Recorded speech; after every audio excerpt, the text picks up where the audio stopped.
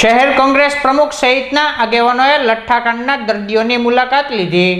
લઠ્ઠાકાંડના પગલે 2 લોકોએ પોતાનો જીવ ગુમાવ્યો છે, જ્યારે 17 વ્યક્તિઓ સારવાર હેઠળ છે।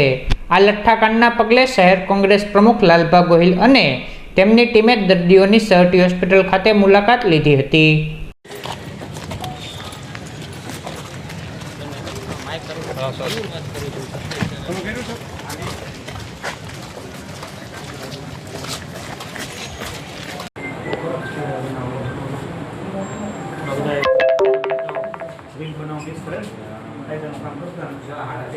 गुजरात में दारूबंदी दारू क्या थे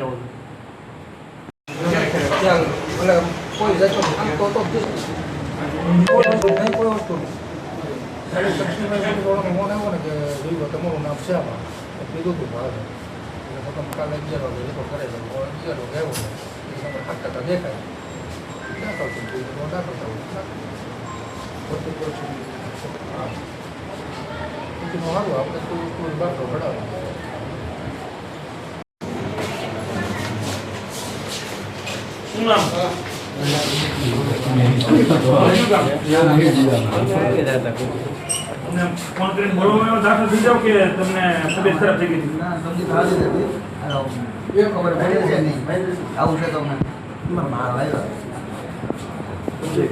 ના ના કોઈ પાછો ના આથી આવ્યો કોઈ ફોન નંબર ભાઈ નહીં એ નો નહીં કોઈ કેમ છે તબિયત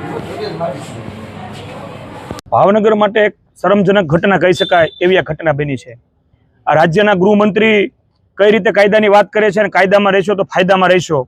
હવે તો આ કાયદાની વાત છે અને ફાયદાની વાત છે, તો આમાં શેનો ફાયદો? 5 લોકોના અત્યારે મૃત્યુના સમાચાર આવે છે કે જે આ દારૂના જે લઠ્ઠાકાંડ થયો છે, જે ડુપ્લિકેટ દારૂ અને લઠ્ઠાકાંડની વાત છે, એ ક્યાંથી આવ્યો અને શું કામ આવ્યો? એ તમારી રાજ્યના ગૃહમંત્રી તરીકેની તમારી ફેલર બતાવે છે। કોઈના દીકરાએ પોતાના પિતા ગુમાવ્યા છે, કોઈના માએ કોઈ પોતાનો દીકરો ગુમાવ્યો છે અને કોઈ બહેનોએ સ્ત્રીઓએ પોતાનો ઘરવાળો ગુમાવ્યો છે। તો આના માટે માત્ર ને માત્ર જવાબદાર કોઈ હોય તો રાજ્યના ગૃહમંત્રી શ્રી જવાબદાર છે। મારી અત્યારના આપણા માધ્યમથી એટલી જ માંગણી છે કે આવા બનાવો કેમ બને છે અને ભાવનગરને શું કામ આવી રીતે ટાર્ગેટ કરવામાં આવે છે? બીજું તો ભાવનગરનું આ તંત્ર કઈ બાજુ કામગીરી કરતું હતું? તમારે ખોટા કેસ કરવો હોય, ખોટા કોઈને ગુનેગાર બનાવી દેવો હોય, ખોટા કોઈને આરોપ નાખી અને કોઈ ઉપર એફઆઈઆર કરવી હોય તો કેમ ખોટી એફઆઈઆર થઈ જાય છે? અને આટલો માલ આવવા છતાં કેમ એ માલને આવતા રોકી ન શક્યા? બીજું આના માટે માત્ર ને માત્ર જવાબદાર છે તો એ રાજ્યના ગૃહમંત્રી જ છે। ગૃહમંત્રી શ્રીએ અત્યારે પોતાને શરમમાં મુકાવવું જોઈએ અને ગાજવાને બદલે લાજવાની જે વાત કરે છે ને એને બંધ કરવી જોઈએ અને તાત્કાલિક ધોરણે એને પોતે જ રીલ બનાવીને રાજીનામું આપી દેવું જોઈએ।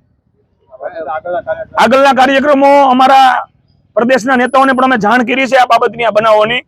એમને પણ અમે કીધું છે, એ પણ ભાવનગરની મુલાકાત લેવાના છે આગામી દિવસોમાં અને આના માટે જે પણ ઉગ્ર આંદોલન કરવા પડે કરશું। હજી હું એમ કહેવા માંગુ છું, હજી ઘણા બધા વિસ્તારમાં દારૂનો માલ પડ્યો છે। જો એ કોઈ ભૂલથી પી લે ને હજી કોઈ લોકોનું મૃત્યુ થશે, કોઈ યુવાનનું મૃત્યુ થશે તો એના માટે રાજ્યના ગૃહમંત્રી જ જવાબદાર છે। તો એમને અત્યારથી જ રાજીનામું મૂકી દેવું જોઈએ। ભાવનગરમાં મને સમાચાર મળ્યા છે કે ભાવનગર બહારથી ક્યાંય દારૂ આવ્યો હતો અને અહીંયા દેશી દારૂ મિક્સ કરી અને વેચાણ કરવામાં આવ્યો છે, એવા મને સમાચાર મળ્યા છે। તો આવા જે લોકો છે એને તો સજા મળવી જ જોઈએ, પણ જે આ સત્તામાં બેઠા છે, સરકારમાં બેઠા છે, એની જવાબદારી શું? માત્ર રીલ બનાવવાની?